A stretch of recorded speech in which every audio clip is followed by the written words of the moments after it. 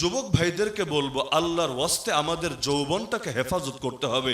যৌবন আল্লাহ তাআলার বিশেষ একটা আমানত। কিয়ামতের দিন রব্বুল আলামিন গোটা জীবন নিয়ে আলাদা প্রশ্ন করবেন, আর যৌবন সম্পর্কে আলাদা প্রশ্ন করবেন। এই যৌবনকে যে আল্লাহর ইবাদতে কাটাবে, সেই হাদিসের মধ্যে আছে আল্লাহ রব্বুল আলামিন তাকে এমন দিন তার ছায়ায় জায়গা দেবেন, যেদিন আল্লাহর দেওয়া ছায়া ছাড়া দ্বিতীয় কোনো ছায়া থাকবে না। শাবুন নাশা ফি ইবাদাতিল্লাহ। তো এখানে এই এলাকায় যত যুবক আছেন, এই দেশেও যত যুবক আছে, মুসলিম উম্মার যত যুবক আছে, আমাদের টার্গেট থাকবে সকল যুবকদেরকে হেফাজত করা। কারণ যুবকরাই হলো সমাজের মেরুদণ্ড, যুবকরাই হলো সমাজের মূল চালিকা শক্তি। আর যুব সমাজ যদি নষ্টামির দিকে চলে যায়, গোটা সমাজ নষ্ট হবে। যুব সমাজ যদি সেকুলারিজমের দিকে ধাবিত হয়, গোটা সমাজটা সেকুলার সমাজে পরিণত হবে। এই যুব সমাজ যদি দ্বীনের জন্য জাগ্রত হয়ে যায়, ইনশাআল্লাহ তাদের বুকের তাজা রক্তের বদৌলতে এই জমিনে ইসলামের পতাকা পতপত করে উঠবে। তাহলে যুব সমাজকে যেহেতু অত্যন্ত গুরুত্বপূর্ণ, এই গুরুত্ব শুধু আমরা বুঝি তা না, এই গুরুত্ব আমরা যেভাবে বুঝি কাফের মুশরিকরাও বোঝে। এজন্য ওরা আলাদা করে বহুত মিশন পরিচালনা করে যুবক আর যুবতীদেরকে নষ্ট করার জন্য। সবচাইতে বেশি চেষ্টা চালায় দুই লাইনে। এক নম্বরে তাদের ঈমানকে বরবাদ করে দেওয়ার জন্য, আল্লাহ এবং তার রাসূলের থেকে তাদেরকে দূরে সরিয়ে দেওয়ার জন্য। আর দ্বিতীয়, তাদের আমল এবং আখলাককেই নষ্ট এবং ভ্রষ্ট করে দেওয়ার জন্য। তাদের মধ্যে যত ধরনের চারিত্রিক অবনতি, নৈতিক অবক্ষয় আছে, সবগুলো ঢুকিয়ে দেওয়ার জন্য, যাতে করে যুবকরা এমন অবস্থায় উপনীত হয় তাদের মধ্যে আর জীবজন্তুর মধ্যেই কোনো পার্থক্য না থাকে। ঈমানকে কিভাবে হুমকির মুখে ফেলতে চায়, যে এই সমাজের মধ্যে যুবক যদি নাস্তিকতার কথা বলে, তাকে নিয়ে ওরা কোনো আলাদা ফতোয়া প্রদান করে না, কোনো টেনশন কাজ করে না। আরে যুবক যদি গেরুয়া পতাকা উঠায়, তাকে নিয়ে ওদের কোনো মাথা ব্যথা কাজ করে না। আরে যুবক যদি কাদিয়ানী আর হিজবুত তাওহীদ হয়ে ওদের মিশন পরিচালনা করে, এই যুবকদেরকে নিয়ে ওরা আলাদা কোনো চিন্তা ফিকির করে না। কিন্তু যুবক যদি হঠাৎ করে নামাজি হয়ে যায়, যুবক যদি দিনদার হয়ে যায়, যুবক যদি ইসলামের জন্য জান কোরবান করতে শিখে যায়, আর যুবক যদি কালেমার পতাকা পথ করে উড়াতে শিখে, তাহলে দেখা যায় সেই যুবকদের বিরুদ্ধে ষড়যন্ত্র করতে আর মোটেও কম করে না।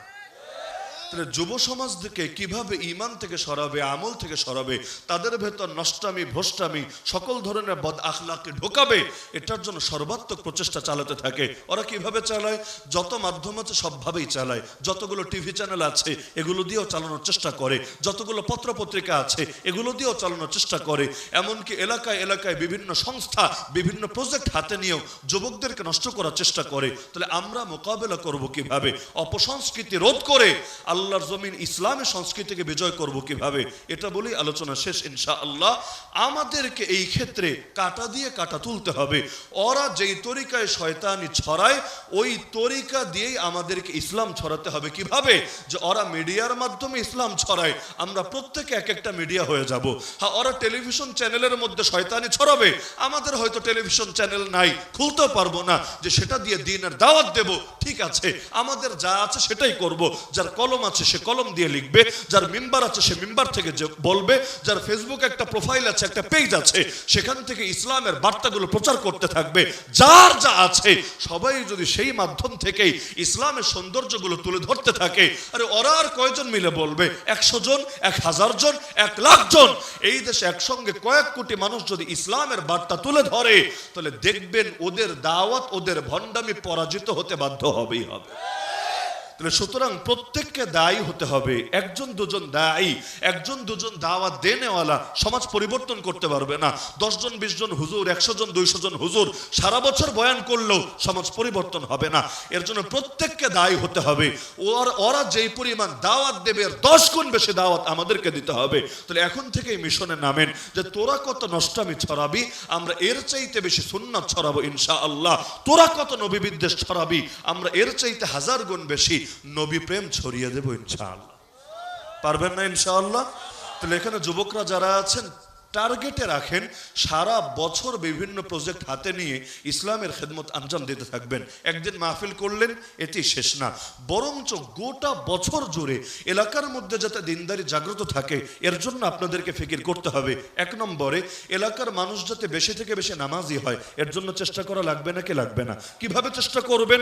সবচাইতে বেশি গাফলতি হয় ফজরের নামাজে। ফজর নামাজ নিয়ে প্রয়োজনে আলাদা ক্যাম্পেইন পরিচালনা করেন। যুবকরা ফজরের পরে একটা বৈঠক করেন, একটা পরামর্শ পরামর্শ করেন যে আমাদের কোন কোন ভাই আজকে আসলো, কোন কোন ভাই আসলো না। যারা আসলো তাদেরকে উৎসাহ দেন, মনোবল বাড়ান। যারা আসলো না, 2-4 মিলে গ্রুপ হয়ে হয়ে তাদের ঘরে যান, ঘুম থেকে উঠিয়ে তাদের খোঁজ খবর নেন। যদি নামাজ না পড়ে থাকে তাদেরকে এখন নামাজ পড়ানোর ব্যবস্থা করে দেন। এটা হলো নামাজের দিক। এলাকার মধ্যে যাতে কোনো নষ্টামি না হয়, কোনো গান বাজনা না হয়, কোনো যাত্রাপালা না হয়, কোনো নর্তকী এসে এলাকার যুবকদের পরিবেশ যাতে নষ্ট করতে না পারে, এর জন্য সামাজিক উদ্যোগ নেন। যে এলাকায় যেখানে যেখানে এতকাল গান হতো, প্রয়োজনে আপনারা সকলে মিলে অর্থ দিয়ে সেখানে কোরআনের মাহফিলের ব্যবস্থা করার উদ্যোগ নেন। মসজিদে মসজিদে মানুষ যাতে ব্যাপকভাবে শুধুমাত্র মসজিদে এসে নামাজই পড়ে না, বরং মসজিদ থেকে জীবন গড়ার ইলম হাসিল করে, জীবন গড়ার শিক্ষা নেয়, এই রকম চেষ্টা চালান। প্রতিটা মসজিদ হবে এক একটা খানকা, আত্মশুদ্ধির জায়গা। খানকা মানে এটা না যে একজন পীর সাহেব থাকবে আর উনি সবক দেবে, বরং এই অর্থে এখান থেকেই এলাকায় যত ফিতনা আছে সবগুলো ফিতনার মোকাবেলা করা হবে, এবং যত যত সুন্নতের কমতি আছে এলাকার ভেতরে সবগুলো সুন্নত ব্যাপকভাবে জিন্দা করার জন্য মেহনত করা হবে। এলাকায় যুবকরা টাকা পয়সা কিছু জমিয়ে এবং অন্যদের সাথে কথাবার্তা বলে লাইব্রেরি গড়ে তোলেন, পাঠাগার। এই পাঠাগারের মধ্যে কিছু বই টাকা দিয়ে কেনেন, আর যাদের ঘরে বইটই আছে ঘরের মধ্যে না রেখে পাঠাগারে এনে বই রাখেন। আমার বই আছে, আমার বইটা আরো 10 জনে পড়েন, এই ভাইয়ের বই আছে, এটা নিয়ে আরো 20 জনে পড়েন। তো এভাবে জ্ঞানের আলো যত বেশি ছড়াবে, আলো যত জ্বলবে, অন্ধকার তত দূর হবে। ইকরা বিসমি রাব্বিকাল্লাযী খালাক, কোরআনের প্রথম আদেশে ছিল পড়ো।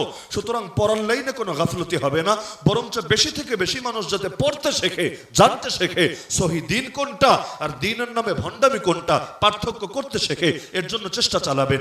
আর যেখানে যেখানে ফিতনা মাথাচাড়া দিতে দেখবেন, ফিতনা শুরুতে থাকতেই এটার অঙ্কুরেই শেষ করে দেবেন।